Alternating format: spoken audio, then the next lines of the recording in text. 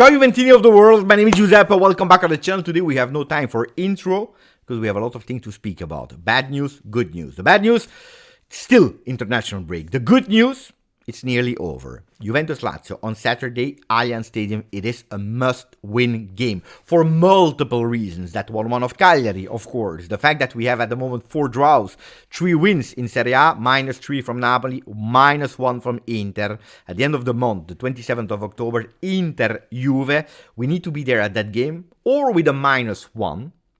Or, possibly, if Inter lose and we won against Lazio, at +2, which would be fantastic. Because then we need to focus. Because I pay attention, Lazio is in top form. We can't allow them to go at +3 from Juve. Inter is the clear favorite one. And then you have a Napoli that, of course, we were all predicting to be there with one competition only. We're also playing in our stadium, guys. 3 draws in Serie A on 4 games in our stadium. We need to win. We need to do what the women did yesterday, beating Roma 2-1. We'll come back on the women later in today's video, but we need to win. Must-win game. And it will be a tough one, because we have already a list of absent players. On top of that, Weston McKENNIE is another one that is at high risk to play against the Biancocelesti. On top of Conceição, Nico Gonzalez, etc., etc. So it's a disaster game. Later we will try to make a hypothetical lineup in today's video. But Cristiano Giuntoli is working. He took care. And he took the opportunity in these days of international break to work on some things. We already said it in the few days. Vice Vlahovic, possible permanent or temporary replacement for Gleison Bremer. Working on contract extension. Perin, Gatti, finding a date with the agents, the entourage of Dusan Vlahovic. So he worked on a lot of things on players that could possibly leave in January, like Arthur, saving on the salary. But he's also working on other priorities, making some of the loanies permanent. And there is one name that I will tell you that a few weeks ago, if I told you, you would have closed the video. Close the video. Ciao Beppe. What are you speaking about? Pierre Kalulu. Pierre Kalulu. We are trying to make him permanent. It should be easy, because we have the option. We know it. We just need to put a few minutes there, going direction Milan, and the players is ours. A few weeks ago, nobody would have thought that. Because we were doubting about his physical condition. We were not happy because he was not Calafiori. He was not Todibo. We didn't know if he would have played as a right back, as a center back on the right, as a center back on the left. We didn't know. We didn't want. We were not sure. Today we are speaking about the permanent signature. Another one, it's a bit more difficult, is the one of Conceição that impressed in these first few matches that he played. Unfortunately, he will not be there against Lazio. But Cristiano Giuntoli wants to go to Villas-Boas, Porto, calling, saying, look, we were in a rush. We couldn't find an agreement for an option or for an obligation, but it's a player that we want. We want to build the present, but also the future with Francisco Conceição Chico. These are 2 priorities of Giuntoli for the next few days. Hopefully we can do both of them. Now the question is, who is the player that impressed you the most? One of these 2? Is it the rebirth of Locatelli? Is it a fantastic game of Fagioli against Leipzig, even if it was one game at the moment where we saw an exceptional Fagioli? Is it the surprise Savona? Is it another player? Let me know in the comment. I'm really curious. And while you're telling me the player that surprised you the most, impressed you the most in these first 9 games, please put a maximum of like. Don't forget to subscribe. Because now it's time to go towards the second topic of the video. The wonderful fake world of Gazzetta dello Sport. Yes, you heard it well. Wonderful fake world of Gazzetta dello Sport. You will tell me, Beppe, but it's Monday. Mamma mia, Beppe, are you back with Gazzetta dello Sport?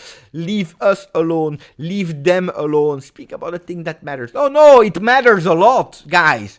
I go totally crazy because it's a narrative and I try to inform myself looking at English-speaking accounts that are speaking and reporting every single day about the beautiful things of calcio.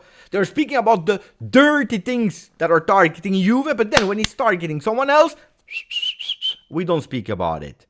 And I try to inform myself, and then I read, of course, Tutto Sport, Corriere dello Sport, the sites. I go to Gazzetta dello Sport and I see a wonderful fake world. You will never believe what I tell you, because what I did today is crazy. It's just unacceptable for every person that is able to use their brain cells. It is incredible. I put into context, and pay attention, my role is not to say he's guilty, that club is guilty, put them in jail. I'm not the judge. I'm just waiting for the verdict, but we know it at the moment. Ultra World Inter, Ultra World Milan, a bit less, but still.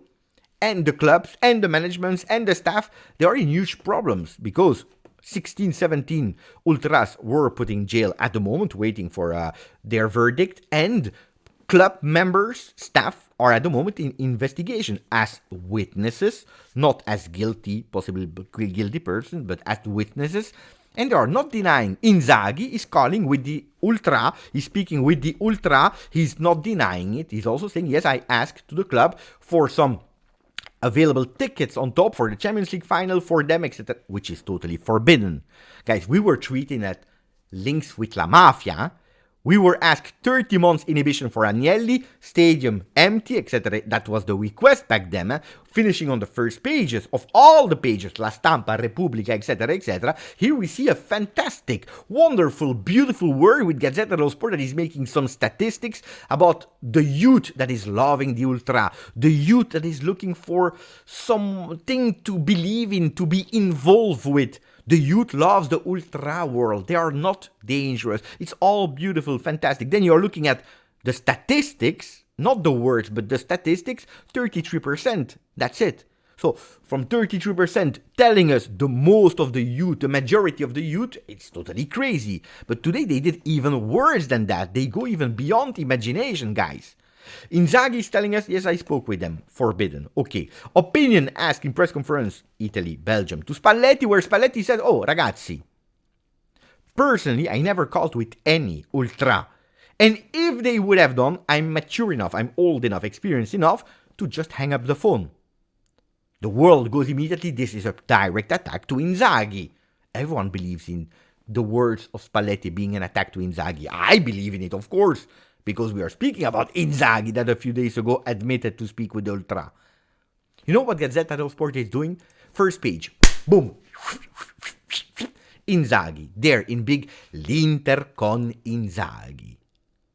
Disaster world with the Ultra, etc. It's chaos, blah, blah, blah. But Inter is showing their total support to Inzaghi. Inside, page 2, page 3. So immediately when you turn the page, huge. Inzaghi tutti con Simone. All of us, everyone, everybody with Simone Inzaghi. Inter is protecting Inzaghi. They are with Inzaghi. With a picture of Spalletti and Inzaghi hugging each other, but it's scratched into, it's over. The love is over between Spalletti and Inzaghi. Crazy. Crazy. But the most crazy thing is the day after. The day after, on the 13th of October, Gazzetta dello Sport focusing correctly on Sinner, that needed to play that final against Djokovic in Shanghai. Congratulations, by the way, because he won. They are showing us on the right side, again, the same picture from the day before, with Inzaghi and Spalletti hugging each other. So there is no scratch anymore. Pace al telefono. Peace was made over the phone. It's again love between Spalletti and Inzaghi, between Luciano and Simone. Il CT chiama Simone. The national team coach is calling Simone Inzaghi and is clarifying the words about Ultra, and Inter is appreciating it. You turn the pages, what do you see in big, in huge, in the beginning of the paper? A Photoshop image of Spalletti showing his phone with Inzaghi. Look. I called him. Pace fatta. Huge big title. Big title. Eh? Pace fatta. The peace was done. Spalletti Inzaghi. The phone is ringing. That's how the coach is actually explaining himself. And Inter is appreciating. I'm sorry, I said the word Inter. I'm sorry, guys. It is what it is. They are even going into inventing what Luciano said to Inzaghi. I'm really sad for the story. Misinterpretation of my words in press conference. But you know what is totally crazy?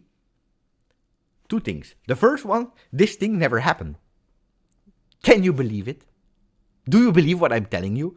This story never happened. It didn't happen. Spalletti never called Inzaghi. Never. There was no call between Luciano and Simone. Who is reporting it? Luciano. Spalletti in press conference yesterday before the game of Italy today. He's saying, no.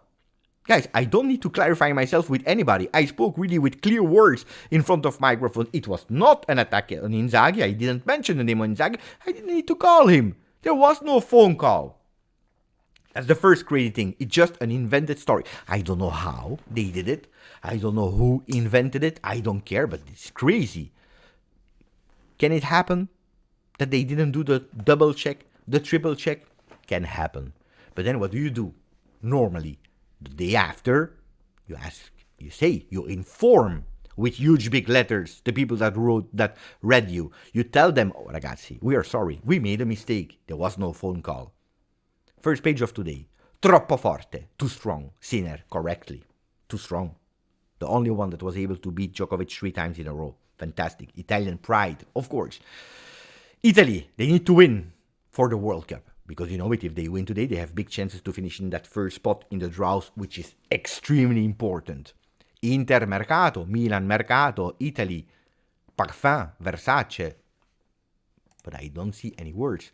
I need to turn the pages, page 1, 2, 3, 4, 5, 6, 7, 8, 9, 10, page 10, for the first time to read something about it. There is no big title, there are no big headlines, there are no Photoshop images with a phone and Spalletti with a cross, no. I need to really check, to read the articles on page 10, to find somewhere below, in bold, so the only thing that is written in bold, La telefonata a Inzaghi, the phone call to Inzaghi. So I still believe there was a phone call against Gazzetta dello Sport and they will report us.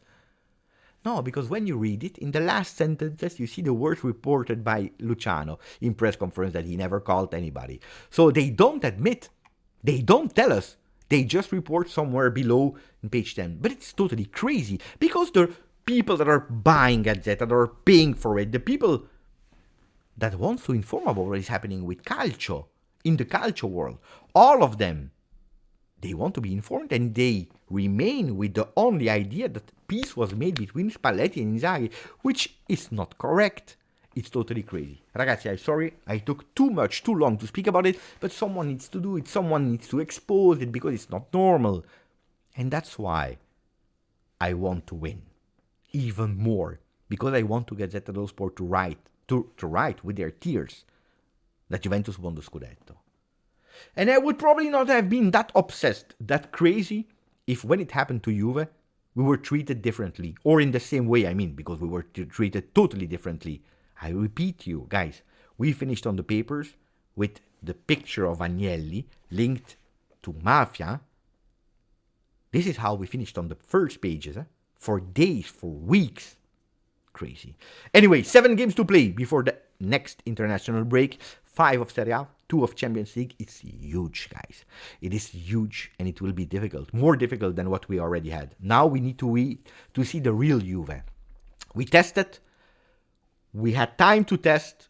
We did quite well, honestly, unbeaten. We could have done a bit better in some games, especially finishing, taking a bit more points at home. Now I'm curious to see the new Juve with new players. But we need to wait a bit more because this evening there are still games. 3 players that will go with Italy. Cambiaso, Fagioli, Di Gregorio. Let's see if one of them will play. Probably Fagioli. High chances for him to start. Even if on the other side are saying we are not sure. Not Di Gregorio. It will be Vicario. Cambiaso could rest. I'm happy about that. Rui will play with the under-21. Important game for him as well. Conceição, not today. Tomorrow, so we'll have to wait even more. Cabal, tomorrow. Savona, tomorrow. And then even later, Bangula as well. And then even later, Danilo. Crazy. Disaster. These are really late, because he will come back really at the end. So put Danilo already out of the starters against Lazio. Forget about that. The other ones, hopefully they come as soon as possible. We are waiting for the next magic of Kenan Yildiz today with Turkey, so that magic he also can import it with Juve. Ragazzi, there was one player that I didn't mention about the national teams. It is Weston McKENNIE. Why? Because he's already coming earlier to Italy, to Torino, to La Continassa. Unfortunately, not earlier because, I don't know, he had a red card and he's not able to play. And no, because it starts to having, again, pain at his dislocated shoulder. You remember that we said that possibly he could have gone during the summer, the end of last season and this season, under surgery for his shoulder. Well, he didn't do it. We already saw some images with him with that protection. Well, it hurts himself. And that's a problem because that will be tested in Torino again. If he's fit, if he's not fit, how long he needs to rest. If, and hopefully not, but that would be worst case scenario, he really need to do that surgery. Look, Weston McKENNIE is a disaster. it's a disaster. The fact that on top of all the ones that are not there, well, he could possibly also miss the game against Lazio. So Thiago Motta is thinking about new solutions. New solutions, old solutions, because Thuram is the one that started the first game with Juve, the first official game. Thuram has big chances to be there against Lazio from minute one, and we need to count on him. Now, we saw a lot of older players doing quite well, Locatelli, Fagioli, Weston McKENNIE in that midfield. Now we want also the new ones to do extremely well, like Koopmeiners, Douglas Luiz, Kefren Thuram. We want more from them. And also, we want to see players that we didn't see a lot this season. Weah should start again training with the team today. Adzic will start training with the team today. I really hope that for Adzic the bad luck is over, that he can really now focus on training, being ready, being on the bench, and making his official debut in first team with Juve, so that's beyond us, and that he really can give something to the team. Because Adzic is a player, I will continue to say that I have a lot of trust in, that he can really surprise us beautifully. No pressure, but I can't wait to see him. Let's wait, let's see. I'm really curious. Ragazzi, that's the first video of today. I hope you enjoyed it, so put a maximum of like if you didn't yet. Continue to subscribe. Let me know your opinion about that wonderful fake world of La Gazzetta. We are starting again to enter that Serie A. I can't wait. So maximum of like, continue to subscribe. Grazie, forza, Juve.